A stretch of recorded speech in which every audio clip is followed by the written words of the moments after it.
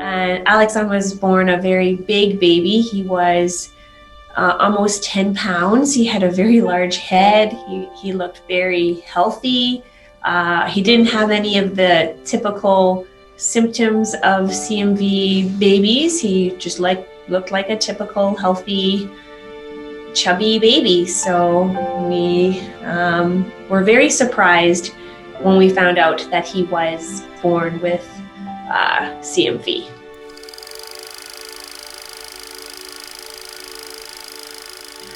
Because he was late, I had a late ultrasound. So at that point, I was, I believe, a little over a week overdue. The doctor recommended that he get screened for CMV, whatever that means. And the doctor said, well, yeah, I mean, he looks great. Big baby. Like, don't worry about it. But yeah, okay, we'll screen him for it.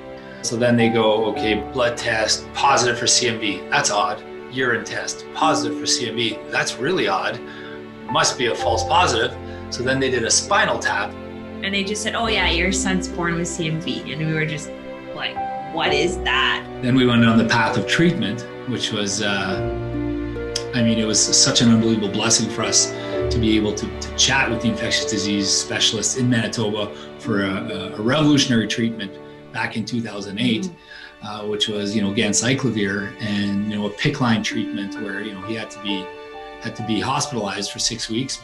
Our son is lucky because, he's got a phenomenal outcome now. Yes. He rides his bike and he's a funny kid. He's a class clown. He makes everyone laugh.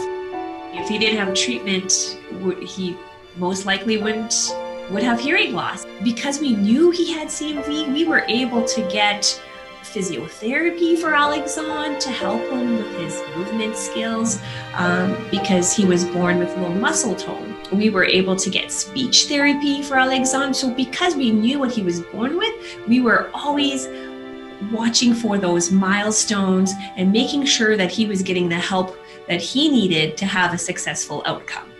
Whereas if we didn't know that he was born with CMV, he would have missed out. He probably would have missed out on all those very essential therapies, and he would have been further behind. And there's so many babies that get missed, like Alexandre, and they don't get those therapies. They don't get that treatment. They go deaf, they go blind, they die. Happens all the time. We know that 80 or 90% of these kids are currently being missed, and those kids are out there and they're losing their hearing and they're having developmental delays and they're having a hard time in school because nobody's ever diagnosed them. We were extremely ready and prepared and ready and willing to do anything for this pregnancy. It was our first baby, right? Yeah. We were reading all the books, we were doing all the right things, we were made aware of all these other conditions that are extremely remote and extremely rare, and we were putting in all the best practices for those conditions. Had there been proper education, proper awareness, at the obstetrician gynecologist level or at the prenatal level, there would have been for sure a better outcome, and for Alexandre to have a better outcome. That's what really bothers me. And that's what you want, right? As a parent, you just want to be able to be given the most amount of information so that you can place your child in the best possible situation. And as a society, we know it's cost effective. So don't we want to be in a position where we have less sick kids and we actually have a better outcome for parents and a cheaper outcome for society generally for our healthcare system? It's an absolute no-brainer, and it needs to happen now. It needs to happen a year ago, because universal screening is the only way we're going to get to the point where we can identify and treat all these kids.